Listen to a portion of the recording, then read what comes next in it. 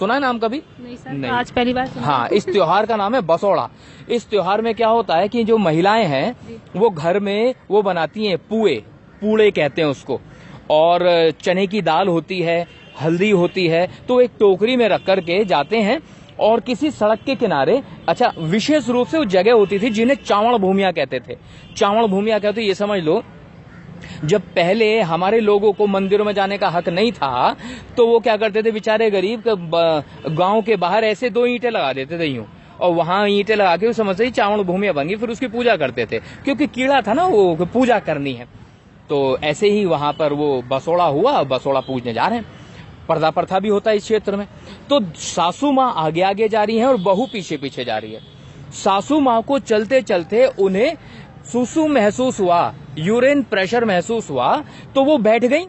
वो जैसे ऐसे टोकरा लेके बैठी और यूरिन पास किया, उसके बाद क्या हुआ, जैसे उठी तो टोकरी में से पूड़ा गिर गया और थोड़े से चने के दाने गिर गए। अब पीछे पल्ला करके, पर्दा करके बहू आ रही थी। बहू ने, ओ अम्मा तो यहाँ पूजा करके गई दिख है, मैं भी यहीं बैठ जाऊं।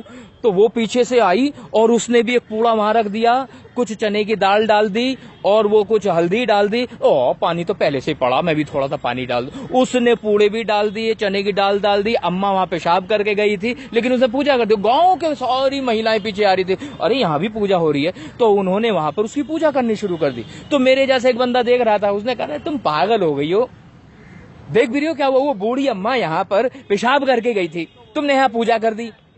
अच्छा, तो एक पागल आदमी खड़ा था। अच्छा, उसने अगले दिन वहां 2 ऐसे ईंटें लगा दी और एक फ्लैक्स लगा दी, उस पर लिखा था मूतनी माता का मंदिर। और वहां ढोलक बजाई जाने लगी, वहां मंजीरे बजाने लगे और वहां तो आरतियां, उन्होंने जयकारा मूतनी मैया का, बोल सच्चे दरबार की जय। तो ये हाल है इस समाज का। तो धार्मिक अंधविश्वास किस कदर हावी है, तो इसे आप केवल इसी बात से समझ सकते हैं कि इसे कहते हैं मानसिक गुलामी। लेकिन सर आपने ये बोला शिक्षा, शिक्षित आज पहले की जनरेशन नहीं होती थी, लेकिन आज की जनरेशन शिक्षित है, लेकिन फिर भी वो मंच में जाती हैं, बाबा साहब का नाम लेती है और हाथों में धागा पहन के आते हैं। मैं एक बात यहाँ बड़े क्लियर करना चाहूंगा, बाबा साहब ने कहा था शिक्षित बनो और शिक्षित करो। ये जितने जिन्हें आप शिक्षित कह रहे हो ना, ये शिक्षित नहीं है, ये तो पढ़े लिखे हैं। ये लोग वो पढ़ करके आए हैं जो किताबों में लिख दिया, और जो किताबें लिखी गई हैं वो तो मनुवादी लोगों ने लिखी हैं। आप ये बताओ, किताबों में भगत सिंह मिल जाएगा, उधम सिंह नहीं मिलता। आपको किताबों में राष्ट्रपिता गांधी मिल जाएंगे, राष्ट्रपिता ज्योतिबा फूले नहीं मिलते। आपको जब आप पढ़ोगी तो उसमें आपको रानी लक्ष्मीबाई मिल जाएगी लेकिन झलकारी बाई मिलेगी नहीं। तो इसका मतलब क्या हुआ, जो हमारे समाज के महापुरुषों की विचारधारा थी वो पुस्तकों में उपस्थित नहीं है। और वो जो पुस्तकें हैं, जो पुस्तकें लिखी गई हैं, वो मनुवादी लोगों के द्वारा लिखी गई हैं। तो ऐसे में जो हमारे लोग हैं वो शिक्षित नहीं है, वो पढ़े लिखे हैं। पढ़े लिखे कुछ इस कदर हैं, इतने पागल हैं। देखो क्या लिखा और इन्होंने क्या पढ़ा। पढ़े लिखों की बात बताता हूं, जो मूर्ख पागल पाखंडी, किताबों में लिखा कि एक राजा थे, उनका नाम था राजा जनक। राजा जनक के यहाँ कोई भी संतान नहीं थी, तो राजा जनक को ऋषियों ने कहा कि अगर राजा रानी मिलके दोनों हल चलाएंगे तो इन्हें संतान की उत्पत्ति हो जाएगी। तो इन पढ़े लिखे से पूछो कि हल चलाने से संतान उत्पत्ति होती है कभी? उन्होंने मान लिया नहीं, ये ठीक बात है, एकदम सही कह रहे हैं। और राजा रानी हल चलाने लगे। अब वो हल चला रहे थे, हल चलाते चलाते वो हल एक जगह अटक गया। बड़ा जोर लगाया, हटा ही नहीं। फिर वहां गड्ढा खोदा तो देखा कि उसमें एक मटका निकला, घड़ा। अब घड़ा निकाला तो देखा घड़े में कन्या भी है। अब घड़े को फोड़ के कन्या निकाल ली और उस कन्या का नाम रखा गया सीता। और जितने भी ये पाखंडी पढ़े लिखे घूम रहे हैं, इन सब लोगों ने स्वीकार कर लिया। लेकिन मैं तो पागल हूं ना, मेरी बुद्धि में नहीं आया। मैं अपने आप से सवाल पूछ रहा हूं कि बच्चे अब खुदाई में निकलेंगे? बच्चे ना हो गए, ये हड़प्पा संस्कृति के खुदाई में निकलने वाली चीजें हो गई। बच्चा ना हो गया आलू हो गया, बच्चा ना हो गया मूली हो गया, जो खुदाई में निकल रहा है। इतनी मूर्खता, इतना पागलपन। ऐसे ही ये वो है जो इन्होंने लिख दिया और हम लोगों ने पढ़ लिया। ये बाकायदा लिखी हुई है किताबों में, इन मूर्खों ने लिखी है। एक कहानी और लिखी इन्होंने। एक ऋषि हुआ करता था, उसका नाम था ऋषि दुर्वासा। अब वो कुंती जहां रहती थी, कुंती राजा की बेटी थी, तो आए वहां, तो कुंती ने बड़ी सेवा करी उसकी। अब जब सेवा की तो वो कहने लगा, ऋषि बेटी मैं तेरे को मंत्र देकर जाऊंगा, और मंत्र ऐसा है जैसे वो मंत्र पढ़ेगी तो जिस देवता को तो बुलाना चाहिए आ जाएगा। तो ठीक है साहब दे दो। उसने मंत्र दे दिया। अब किसी को कोई नई चीज मिले तो बड़ा खुश होता है, उसका इस्तेमाल करके देखे। नया मोबाइल आए तो मन करता है बार बार उसके बटन दबाए, तो उसे भी नया मिल गया वो। अब उसने वो मंत्र पढ़ दिया।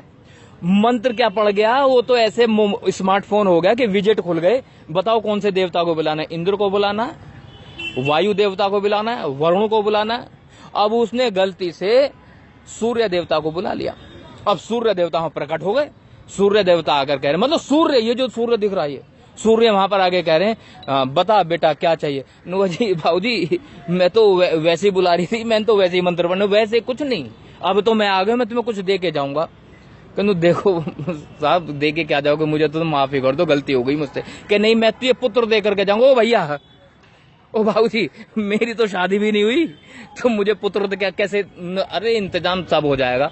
उसने ना जाने कौन सा मंत्र पढ़ा, सूर्य देवता ने ना जाने कौन सा, मतलब कौन सी औषधि लगाई, एलोपैथिक लगाई, होम्योपैथिक लगाई, ईरानी के साथ यूनानी भी पेल दी, और कुंती के कान में से एक बच्चा पैदा हुआ, कान में से। और उस बच्चे ने कवच और कुंडल पहन रखे थे और उसका नाम रखा गया कर्ण। तो मैं ये पूछ रहा हूं भाई, पढ़े लिखे लोगों, पागल हो, मतलब बच्चों ने पैदा होने की जगह बदल दी। मतलब कहीं तो कुछ तो पागलपन की कोई तो सीमा हो, मतलब मूर्खता की कोई तो हद हो, कान में से बच्चे पैदा हो रहे हैं। मुझे तो ये बात बर्दाश्त ना बर्दाश्त काबिल है कि जो है कान में से कैसे हो जाएगा। तो मतलब इन लोगों ने तो जो नेचुरल प्रोसेस है वही खत्म कर दिया, इन्होंने निषेचन क्रिया ही खत्म कर दी, सब खत्म। तो मैं ये कहना चाह रहा हूं, जो पढ़े लिखे लोग हैं, जो समझदार लोग हैं, इन्हें कम से कम विज्ञान पे भरोसा होना चाहिए। इन्हें भरोसा होना चाहिए अपनी मस्तिष्क पर, क्योंकि बुद्ध ने कहा है किसी बात को इसलिए मत मानो कि वो किताबों में लिखी है, किसी बात को इसलिए भी मत मानो कि जो है बड़े बुजुर्ग कह रहे हैं, किसी बात को इसलिए मत मानो कि आसपास की दुनिया कह रही है, किसी बात को इसलिए मानो कि आपकी बुद्धि की कसौटी पर सही उतरती तो मान लो, और अगर बुद्धि की कसौटी पर सही नहीं उतरती तो मानना बिल्कुल मूर्खता है।